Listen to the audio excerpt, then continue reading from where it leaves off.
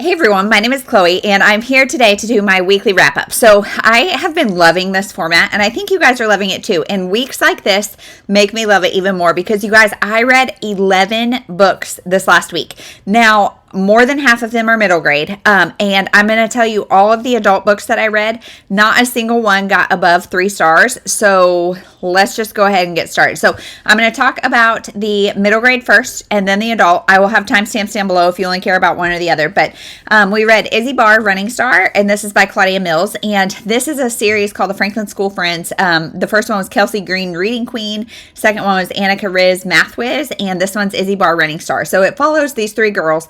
And they are best friends, and one really likes reading, one really likes math, one really likes running. So now in this one, there is a girl, Izzy. She loves running, and she thinks she wants to beat this other girl who is the PE teacher's daughter, as well as like the track coach, his daughter. Her name's Skipper, I think. She wants to beat her in the field day race, as well as like a local 10K that's coming up. And so she is training, and you guys, as a runner, I loved this book, and I loved Kelsey Green, Reading Queen too, because I love to read, obviously. And so this was really good. And she learns, like, she thinks she needs these new shoes, and she realizes maybe she doesn't. She gets a lot of sibling jealousy because her dad always goes to her brother's games, and so there's conversation around that. And I just love these books. We are flying through them, and I would highly recommend. There's 2 more about 2 other kids that are in the school that we see a lot of, and so I love this series. Would highly recommend. Then we have Ellie McDoodle, Best Friends Forever. So this one, Ellie McDoodle, is a series that is diaries, like graphic diary. So it's not a graphic novel completely. It's more of and it's not really a diary. It's like her journal kind of. So I don't know, but this is the 3rd maybe, and I'm reading these, and I don't really know why, because the first one was awful. Second one was fine to like pass on to my daughter, but probably a 3-star, and this was another 3-star. This is Ellie gets, she has to do a project in school about any animal, and she simultaneously gets asked to babysit her neighbor's parrot. She loses the parrot, she learns about the parrot, all the things. It talks a little bit about like fear of public speaking and all of that, so that was great. But these are just like 3-star, nothing great, but they're really easy reads because, like I said, they've got a good amount of photos, and yet there's like also a good amount of text, so I like this for my daughter, so there's that. Then I read number 2 or 3 or 3 and 4 in the Pause graphic novel series. So this one is Mindy Makes Some Space. Mindy is going through some stuff. She is raised by a single mom, and her mom gets a boyfriend. And simultaneously, we also meet Hazel, which is a new girl in school, and she wants to join Pause, which is the pretty awesome walkers. They all want pets and can't have them for various reasons, so they start walking dogs. And so Mindy is feeling very left out, unwanted, overlooked, all those things because of her mom's boyfriend, as well as this new girl kind of encroaching on things. And she works that out. Love these books so much. Then the next one is Pria Puts Herself First. So Pria is a first-generation American. Her family is from India, and her dad was a doctor there, but his license didn't transfer, and so he's really struggling to keep a job. They end up getting evicted, and she has to move out of the school district, and she tries to like make it all work and just can't.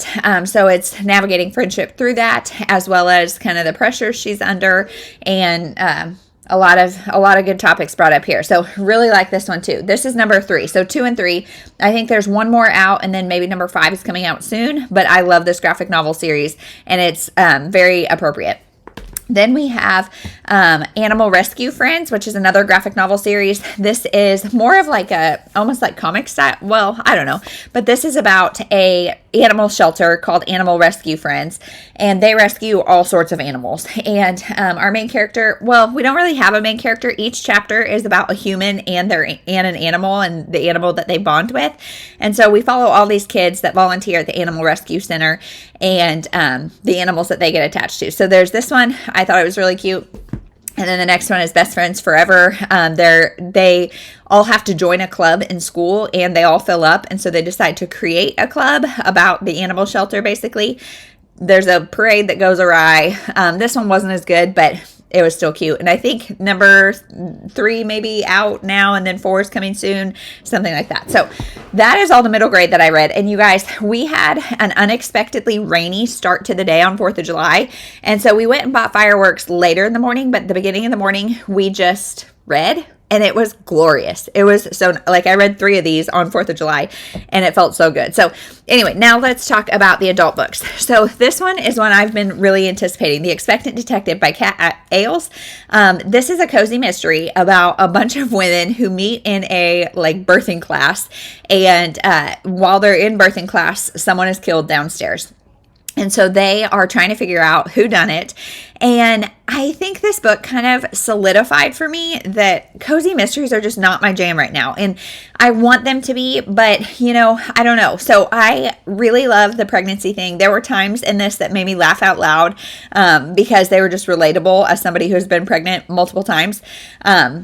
But I just stopped caring. There's a huge, like a pretty big, I mean, the group of women is like 4 women, but then there's a lot of red herrings, a lot of outliers, a lot of other characters, very like similar to all cozy mysteries that I've read. You know, there's some side tangent stories and some things that you're like, does this connect? Does it not? And it all resolves in the end. There is another one about like now that their kids are 1 or 2 or something, toddlers. But this one was just okay for me. It was cute. Like if it sounds interesting to you and you like cozy mysteries, I would definitely say pick this up. But for me, it was a 3-star. Then we have Not That I Could Tell by Jessica Strasser. So I finally read this, and I read it for the Beaches and Books and Beaches readathon, I think. So you will see a vlog for that coming up soon. So I'm not going to say much about this, except the plot of it is it's a bunch of moms that get together in one of their backyards, bring their baby monitors, all the things. And then the next day, one of the moms and her kids is missing. Did she go willingly? Did she not? And it is the other moms kind of trying to figure out what happened. I am not even going to tell you my rating of this until that video comes out. So I read it. Then we have Sisters 1, 2, 3.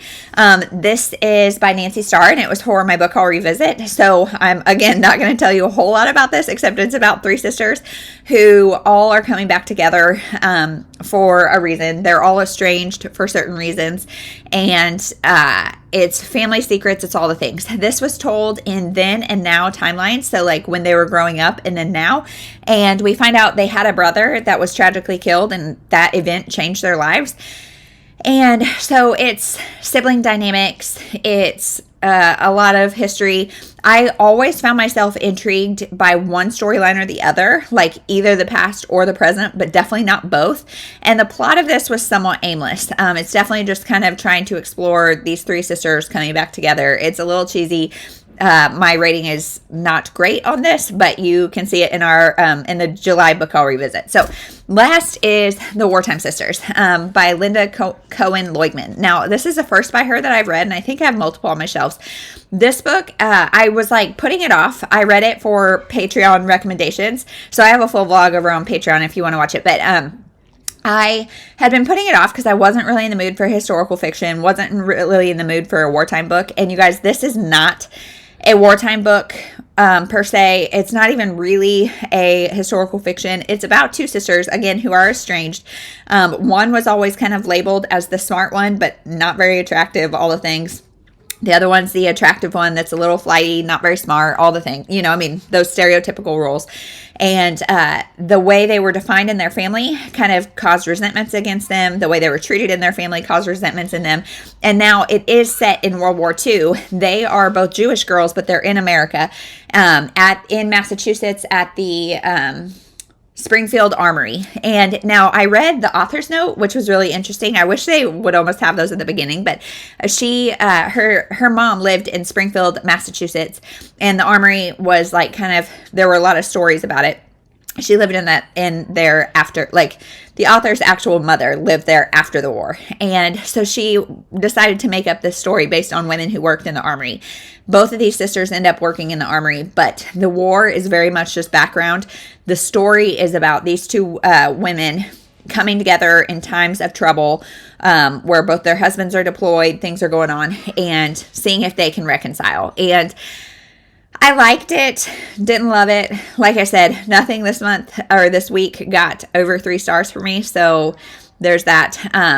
But like I said, if you're not in the mood for war or historical fiction, I would think you could still pick this up and read it and enjoy it if you're going to. I also think I read this on audio, and it's got very short chapters, and it also kind of jumps timelines in a way that made the audio feel a little chaotic. It wasn't really confusing, but it was a little chaotic. So I think I'm going to keep this on my shelf and potentially do a reread with my eyes and see if I like it better. But again, the plot is kind of not, I mean, there's not much of a plot. It's really just these women reconciling. So if you like stories like that, you might like this. I just didn't really love either character. And so whatever, there's that. So that is everything that I read this week. It was a great week. I'm really feeling a little bit meh, like not slumpy, but just meh. Like I'm ready for something great because the middle grade stuff has been great, but my solo reads and things I'm reading for myself are just kind of ho-hum. So I'm hoping this next week will be better, but we will see. Yeah, so that is everything. Have you read any of these books? Let me know. We'll see you in the next one. Thank you so much for watching.